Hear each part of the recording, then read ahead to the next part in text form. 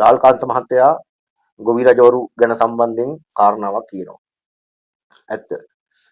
ඒක ඉස්සර කිව්ව කතාවක් තමයි. එදා හෙළදිව පොතේ තිබුණා රොබර්ට් නොක්ස් ලියපු. ඔහු නලින්ද ජාතිස්සර අනුව මහනුවරට ඇවිල්ලා මහනුවර ප්‍රශ්නයක් ගැන කතා කරලා ඒක ඒ රදල පරම්පරාවක් සම්බන්ධයෙන් කතාවක් කරලා මොකද්ද පිස්සුවක් කියවනවා. මේකට පිස්සු. ඒක නෙමෙයි කාරණාව. එයා ආවේ අනුරාධපුරයට ඇවිල්ලා එතන ඉඳන් තමයි මේ සම්බන්ධයෙන් ප්‍රකාශය නිකුත් කරන්නේ ගොවියා මඩ සෝදාගත් කරලා රජකමටත් සුදුසුයි කියලා. මේ බීඩි ගහපු ටීබී ඉස්සරහටලා මේව දන්නේ නැහැ කියලා ගොවි මහත්තයෙක් එයා ගමේ කිව්වා.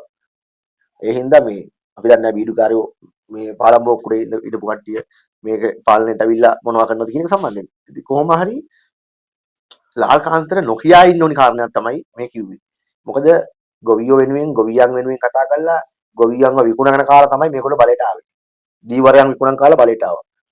දීවරයන්ට දෙනවා කියන්නේ මාළු ඉන්න තැන් ගැන කියන්නේ. ඒ වගේ දීවරව රවට්ටලා, කාම්කරුව රවට්ටලා, රාජ්‍ය සේවකව රවට්ටලා, වෛද්‍යවරු රවට්ටලා, පාසල් ශිෂ්‍යෝ රවට්ටලා, මොකද ටැක්ස් අඩු කරනවා පාසල් උපාරනවල. ඒව රවට්ටලා සියලුම දේවල් කරලා තමයි මේ ආණ්ඩුව බලයට ආවේ.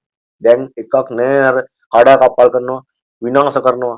ඒවා ජනතාව බලාගෙන හූල්ල බලා ඉන්න තත්ත්වයට ජනතාවටපත් වෙලා තියෙනවා. එතකොට දැන් ගොවියා මේ රටට බත සපයන මිනිස්සයා රට යවන්න ඇල්ලු අපනයනය කරන මට්ටමට ආපු කල්ලු එහෙම කිව්වේ ගොවියා රජ කියලා. ඩබ්ලිව් සිටිසන් ඕඩර් වලට රට යවන්න දාලා හායි මේ ඕන ඕඩර් වලට මෙහෙන් රටින් හාල් යනවා. රටින් හාල් යනවා කියන්නේ දැන් අරාබිය වුණත් එළවලු වගා ගන්නවා. ඒගොල්ලන්ට ආයේ ඒව අවශ්‍ය නැහැ. ඒ රට වෙන ඒ කාලේ තිබිච්ච රට වෙනයි. දැන් තිබෙන රට වෙනයි. දැන් මේගොල්ලෝ අවුරුදු දෙකක් වෙනවා දැන් ආණ්ඩුව අරගෙන. මේගොල්ලන්ට තිබ්බනේ හාල් රට යවන කාලේ අරන් යන්න. කන්න 4ක් 5ක් විතර මේගොල්ලෝ වගා කරා.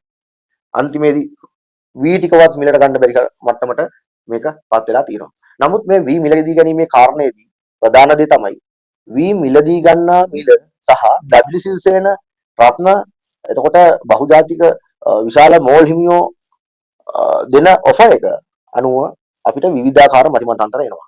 දැන් රුපියල් 80ක් 85ක් තමයි රජෙන් කියන්නේ. 140ක්වත් 130ක්වත් දෙන්න ඕනි කියලා WCC මහත්තයා කියනවා. එතකොට ගොවියෝ කල්පනා කළා බැරිම තැන WCCට හාල් අතාරිනවා. ඒ අතෑරියට පස්සේ කල්පනා කරන්න අතෑරියට පස්සේ මුළු ආධිපත්‍යෙම තියෙන්නේ ප්‍රධාන මෝල් හිමියෝ කීප දෙනා අතරේ. එතකොට ඔවුන්ට ඕන විදිහට තමයි මිල යාන්ත්‍රණය හැදෙන්නේ. මේ ආණ්ඩුවට කෝටි කීයද මන් දවල් මිනිස්සු දැම්මා කියලා කිව්වනේ. අවුරුදු 70ක් සාපේ කිව්වට මේ අවුරුදු 70ටම ගන්න බැරි වුණානේ රෝල්ස් රොයිස්.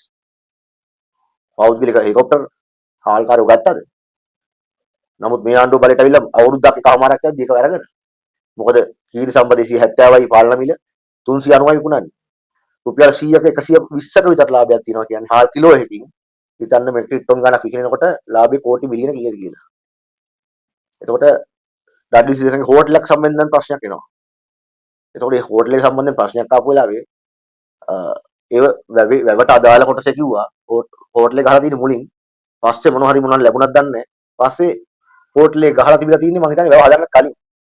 දැන් ඒක ගැන කිසිම කතාවක් නැහැ. මිනිහා හෝටලේ ගහලා දීලා තමයි රජා ගිහිල්ලා වැව හදලා තියෙන්නේ. ඒ වගේ කොට වැඩ තියෙන්නේ කොහොමද කඩු වෙලා මේ වගේ සුවිසල් මන්දිරයක් හැදෙන්නේ සෝලව පළල් ලක්කම ගහලා මුළු ගේම AC කරලා. මොකද මහින්ද රාජපක්ෂගේ බල්ලගේ පවුන් 94ක කීයකද මන්ද පවුන් 90 ගානක මාලයක් තියෙනවා කියලා පටන් ගත්තේ. ගොයන් කෑවා. අන්තිමේදී රට අස්ථාවර වෙනකම්ම මේගොල්ලෝ මේක අදගෙන යනවා. මේගොල්ලෝ කියලා තියෙන බොරු, මේගොල්ලෝ තියෙන පට එකක් ගානේ දැන් තමයි අර නූගත් ජනතාවට ඔළුවට එන්නේ. ඇත්තටම මේ මිනිස්සු නූගත්කම තමයි ප්‍රධාන හේතුව. ගොවියෝ ඇවිල්ලා රජ කරන්න විදියක් නැහැ. ලාල්කාන්ත කියනවා. මොකද ඒගොල්ලන්ගේ තියෙනවා ප්‍රධාන වශයෙන් නූගත්කම. ඕන කෙනෙක් කියන දෙයකට අහු වෙනවා. ඒක නිසා තමයි ඒගොල්ලෝ ඡන්ද දීලා ඒගොල්ලෝ වෙනුවෙන් කෙනෙක් පත් කරගෙන දැන් එයා ඒගොල්ලෝ පත් වෙච්ච කෙනා ගොවියන්ට ගහනවා ගහිල්ලා ලොයෙත් නැති වෙන. ඒ ලොයෙත් නැති වෙන ගහනකොට ඔවුන් ඉතින් කල්පනා කළා තව අවුරුදු 3ක් විතර ඉන්න තියෙනවා. ආයෙ දේශපාලන පක්ෂයකට ඡන්ද දීලා මොන හරි අතේරවලක් ගහ ගන්නවා. ඔය මිනිස්සුන්ගේ ජීවිතේකින් කෙලවර වෙනවා. ඒ මිසක් වෙන කිසිම විකල්පයක් මේ ওই අනාකාරයට අපිට පේන්නේ නැහැ. දැන් ගොවි ජනතාව වෙනුවෙන් ඇත්තටම සාධාරණ මිලක් ලැබිය යුතුයි.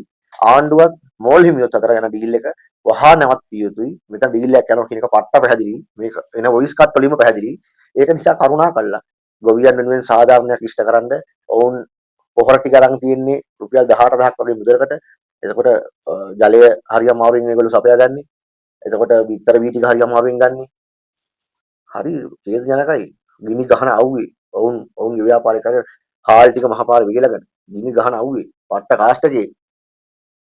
මේගොල්ලෝ දැන් ඊයේ දවස්වල හිටියද දැන් ඉන්නේ AC කාමරවල. මේ මිනිස්සුන්ට මතක නැහැ ඔවුන්ගේ අතීතේ.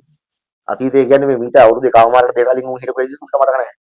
ඒ හින්දා මේ ගොවියන් වෙනුවෙන් අනිවාර්යෙන් සාධාරණයක් ඉෂ්ට වෙද්දී මෝල් කාර්යෝ ඇවිල්ලා උන්ට හොඳටම මෝල් උන් ඇවිල්ලා මේ ආණ්ඩුවත් එක්ක ඩීල් ගහලා මේ හාල් ටික කෙලින්න හදන්නේ. ඒක අනිවාර්යෙන් වෙනවා. ආයි ඉර හඳ වගේ වෙනවා. ඒ හින්දා හොඳම දේ තමයි මොවුන්ට සාධාරණ මිලක් දෙන්න.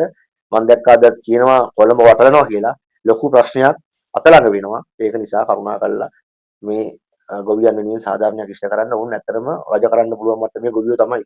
මොකද ඔවුන්ගේ ගොවිකම අතහැරියොත් එක ෂණයෙන් මේ රට විනාශ වෙන්න පුළුවන්. එක ආයි හිතන්න දෙයක් නෑ. එක කන්න දෙකයි වගා කරන්න තු ඉන්න ඕනේ. ආයේ විනාශ වෙනවා. කන්න නැතුව නරන මට්ටමකට එනවා ලංකාව. ඇත්තම කතාව.